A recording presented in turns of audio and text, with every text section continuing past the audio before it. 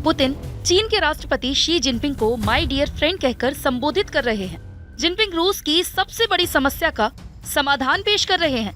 वो ये भी कहते हैं कि चीन हमेशा रूस के साथ खड़ा रहेगा, लेकिन ऐसा नहीं है कि चीन और रूस के रिश्ते हमेशा से इतने मधुर थे। एक वक्त था जब दोनों देश एक दूसरे के कट्टर दुश्मन थे। अब सवाल उठता है कि रूस और चीन की दोस्ती से दुश्मनी और फिर माय डियर फ्रेंड तक कैसे पहुंची। इस वीडियो में हम सारी बातें तफसील से बताएंगे।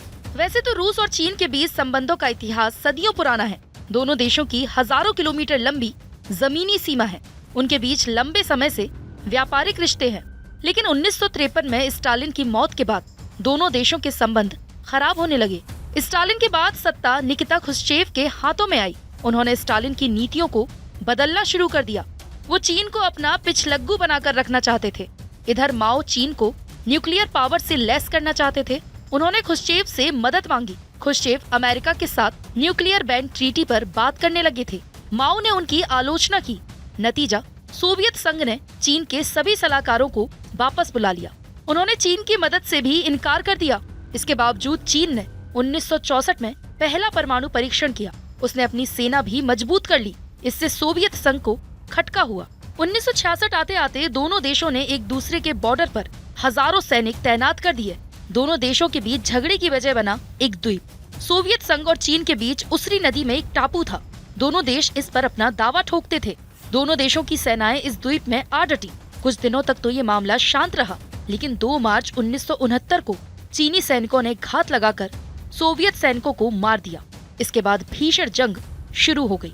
हालात इतने बिगड़े कि यूएसएसआर ने बॉर्डर पर न्यूक्लियर मिसाइलें तैनात कर दी। लेकिन दोनों देशों को जल्द ही अंदाजा लग चुका था कि ये जंग उनके लिए नुकसानदेह है। इसलिए अक्टूबर 1969 में दोनों देशों ने युद्ध विराम का ऐलान तो कर दिया, लेकिन तब तक दोनों के बीच संबंधों में तल्खियां आ चुकी थी। जैसे ही सोवियत संघ दूर हुआ, अमेरिका ने चीन की तरफ दोस्ती का हाथ बढ़ा दिया।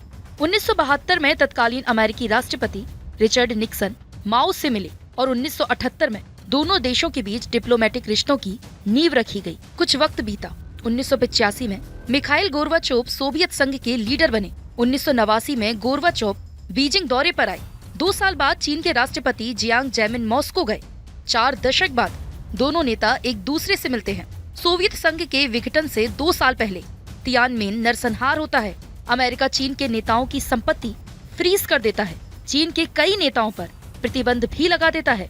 आगे चलकर ऐसी कई घटनाएं होती हैं, जिससे अमेरिका चीन के संबंध खराब हो जाते हैं। उधर सोवियत संघ टूट चुका है। सत्ता रूसी फेडरेशन के हाथों में आ जाती है।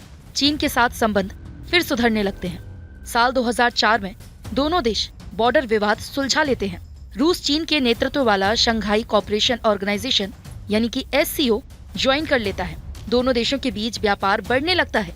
2014 में रूस क्रीमिया को हथिया लेता है। पश्चिमी देश रूस के खिलाफ हो जाते हैं, लेकिन चीन उसकी मुखालफत नहीं करता। माना जाता है कि 2014 के बाद से पुतिन और जिनपिंग अपने अपने देश की सत्ता में मजबूत हुए हैं।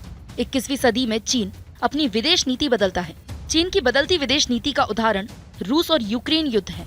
यूक्रेन पर हमले का आदेश देने से पहले पुतिन बीजिंग पहुंचे थे। एक साझा बयान जारी करते हुए कहा गया था कि दोनों देशों के बीच दोस्ती की कोई सीमा नहीं है। इस मुलाकात के 3 हफ्तों बाद पुतिन ने यूक्रेन पर हमले का आदेश दे दिया। हालांकि पुतिन को जैसी उम्मीद थी वैसी सफलता नहीं मिली। रूस को इस युद्ध की वजह से आर्थिक मोर्चे पर भारी नुकसान झेलना पड़ा। पश्चिमी देशों ने रूस पर कड़े प्रतिबंध लगाए, लेकिन चीन ने रूस का साथ नहीं छोड़ा और न ही UN ने उसके खिलाफ वोटिंग की। उल्टा चीन पश्चिमी देशों को ही इस जंग का जिम्मेदार बताता है। 20 मार्च को अमेरिकी विदेश मंत्री एंटनी ब्लिंकन अंदेशा जताते हैं कि चीन रूस को हथियार मुहैया करवा सकता है। बदलते वर्ल्ड ऑर्डर की आशंकाओं के बीच 20 मार्च को शी जिनपिंग मॉस्को पहुंचते हैं। पुतिन से क्रेमलिन में मुलाकात के दौरान पीस प्लान पर भी चर्चा हुई। रूस ने इस प्लान का स्वागत किया, जबकि यूक्रेन और पश्चिमी देशों ने इसे तुरंत खारिज करने की बात कही। मॉस्को से विदा लेते हुए जिनपिंग पुतिन को अगले राष्ट्रपति चुनाव में जीत के लिए शुभकामनाएं देते हैं। पुतिन भी जिनपिंग का स्वागत माय डियर फ्रेंड कहकर करते हैं। कुल मिलाकर दोनों देश समझ चुके हैं कि अगर अमेरिका के प्रभुत्व को कम करना है तो उन्हें मिलकर रहना होगा। बहरहाल चीन और रूस की दोस्ती पर अमेरिका की नजर बनी हुई है।